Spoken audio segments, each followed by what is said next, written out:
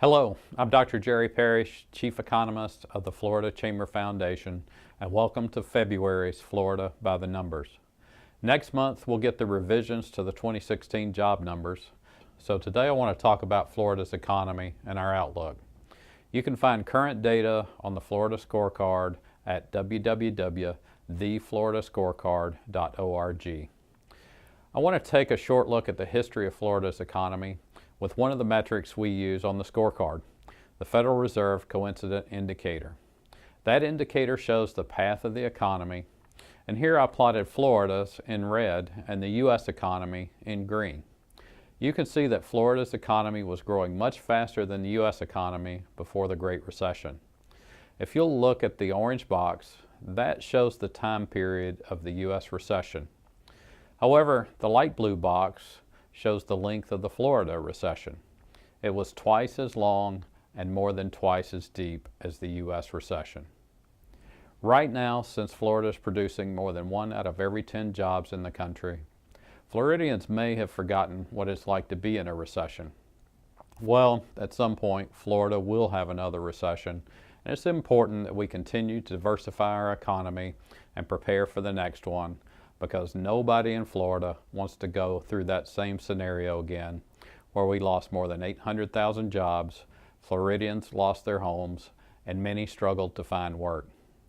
You can see from this chart that it took Florida 98 months, that's 8 years and 2 months, to recover the jobs that we lost last time. Currently, Florida has the 24th most diverse economy of any state, so we're right in the middle. Using the index that measures our metropolitan statistical areas, we can see that some parts of Florida have industry diversity, yet some of our areas are highly dependent on a small number of industries. Although Florida has done a good job of diversifying our economy by recruiting businesses and helping expand those businesses in the industries that produce high-wage jobs and diversify our economy through successes in economic development, those efforts at the state level have been hampered by a lot of misinformation. Let me be clear, the most commonly used economic development programs that Florida uses return substantial amounts of tax dollars to Florida that the state can use on things like education, healthcare, and other government services.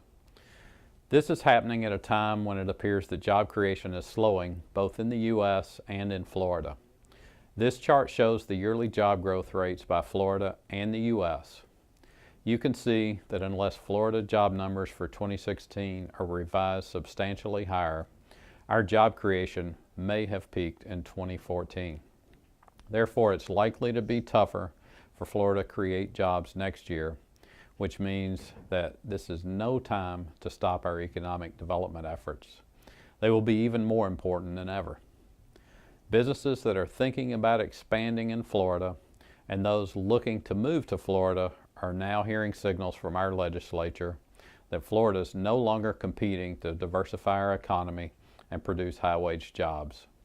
This legislative uncertainty is causing companies to postpone their plans to move to Florida or expand in our state. One example is the uncertainty around reversing the $1.5 billion workers' comp increase.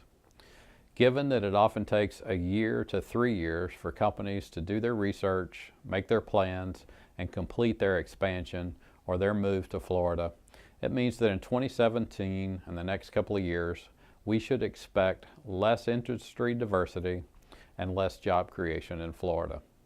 That's why when I made my jobs forecast for Florida for 2017, I forecast a lower number of jobs to be created than Florida had in 2016. On this slide, you can see our job numbers since 2007 and my forecast for 2017. I want to thank you for joining me today at Florida by the Numbers.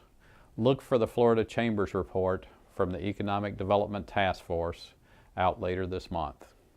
If you'd like to discuss the Florida economy further, please contact me at the Florida Chamber Foundation. Thank you.